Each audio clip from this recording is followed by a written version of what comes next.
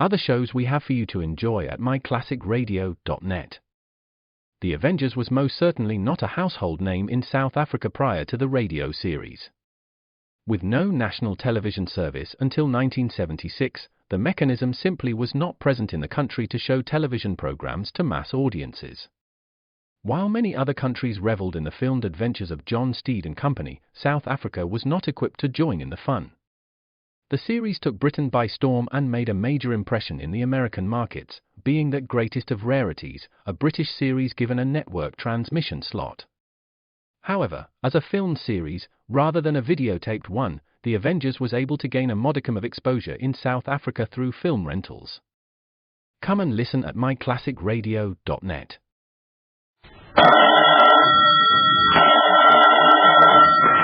Calling all detectives. Most detectives are satisfied to catch a criminal after the crime has been committed. But I once predicted a murder and watched it happen before my eyes. That is the situation on this page from my casebook. The casebook of Jerry Browning, private detective.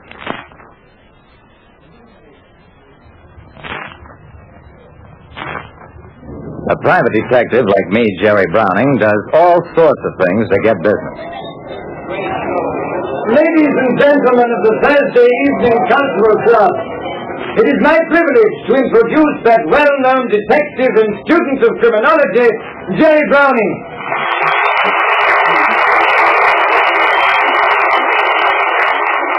Yeah, Jerry Browning, lecturer. I give maybe a dozen such talks a year before various groups.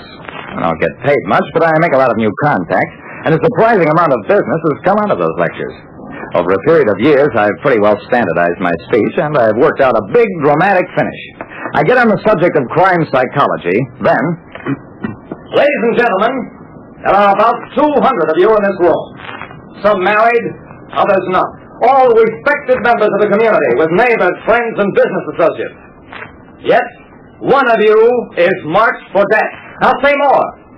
Not only is one of you an intended murder victim, but the would-be murderer is also in this room.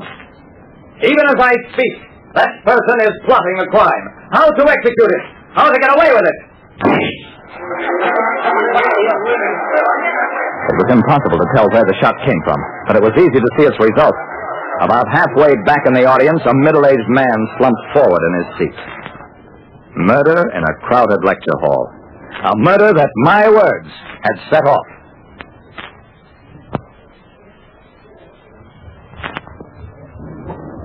When I told the lecture audience that one person in the room was marked for murder and another the intended murderer, my words came true before my eyes. The next few minutes bordered on panic. Nobody leaves this hall until the police arrive. Anybody who tries to leave will be placed under immediate arrest. That stopped the rush for the doors, and the possibility of a killer slipping away.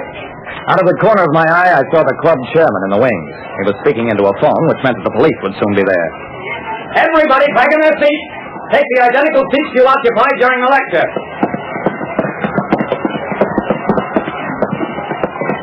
Now I had a chance to get at the victim.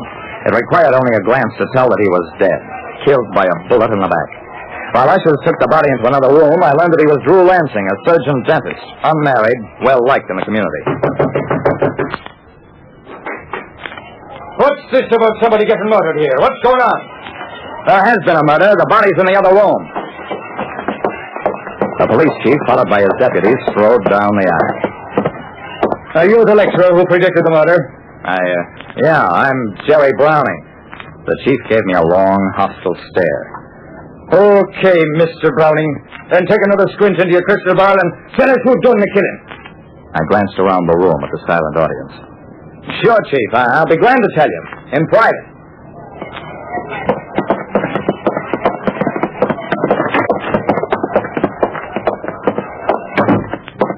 In the other room, a doctor was examining the body. Shot from behind, bullet on practically level course, entered the lung, pierced the heart. Complete autopsy report in the morning, Chief. After the body had been removed, the chief turned to me. Okay, Browning, who killed him and why? I shrugged. I haven't the faintest idea. Now, just a minute, Chief. I had to say what I did in there. The chief found his voice. What kind of hocus-pocus are you pulling, mister? Saying there'll be a murder, and bang, there is a murder. You know something, Browning. I sat down. If you'll give me a chance, I'll explain. What I was leading up to in my lecture was that perfectly respectable people sometimes play with the idea of murder, of killing somebody they don't like. 999 times out of 1,000, that's as far as it goes. Normal people entertain such notions largely as fantasy. Only the rare, abnormal person actually commits the act. The chief wagged his head in astonishment. And you mean somebody in that audience thought you really know something and got rattled into doing the killing then and there? I nodded. That's exactly what I mean. The killer thought I was trying to warn his or her victim and was determined not to let poor Lansing escape. Brother, what a mess. A uniformed cop came into the room. Here's the gun, Chief. We found it under one of the seats way up front. The killer must have got rid of it when all the excitement broke out. The chief took the gun, looked at it morosely. He'll probably find it was bought at some hot shop. Have you tested it for fingerprints? The cop nodded. Now you won. Okay. He turned to me. I guess you're in the clear, Browning. You can go. We can start bringing in the people who are sitting near Lansing and behind him. Looks like we'll have to crack this the hard way. Wait a second, Chief. You won't get any place that way. If anybody knew where that shot came from, they'd have said so by now. We'll get a dozen stories, all conflicting. Yeah? And what do you suggest? That he used me. The murderer, whoever it is, thought I knew something. Still thinks so. Let me go to work on that audience and see if I can get a killer to identify himself. It's worth a try. Come on.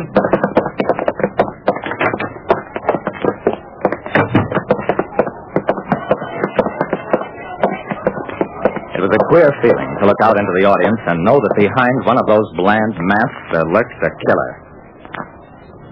There is a murderer in this room. One who has made many mistakes. I waited for that to sink in. Then, I will now talk directly to the killer. And after I have finished, I will come down off the stage and point out that killer. I directed my glance beyond the front rows to the back half of the room. You've planned this murder for a long time, haven't you? You've lived with it, gloated over it. This wasn't the way you intended to carry it out. You meant to use that fine alibi. Now it's too late for that. And you've trapped yourself. Shall I tell you how I knew? I read it in your face. Do you think you can plan murder, rehearse every detail, savor in advance your victim's agony, and not have all that leave its mark on you? At this very moment, you think you're calm. But I can see panic in your face. I can see your eyes dilate with fear. You're struggling to keep your breathing even and unhurried, but you can't do it. The blood is beginning to mount in your face. Your heart is pounding faster and faster. You can't keep control of yourself any longer. In the very last row, a woman screamed and tried to dart out the door. Two cops grabbed her. There is the murderer of Rule Lansing. I sure hope. She was the murderer, all right. One of Lansing's patients who had fallen in love with him had gone so far as to propose to him. Lansing refused. Gently and courteously, but still refused. After that, she felt she had to kill him. Don't ask me why. Warped minds do strange things. Once her nerve broke, she babbled out a full confession, seemed surprised that I wasn't able to read the motive for her crime in her face. Well, I still give occasional lectures. But these days I have a new finish. Less dramatic, maybe, but easier on the nerves, too. Like I said, you can get away with calling people various things if you smile. But if you call them murderers, you'd better duck.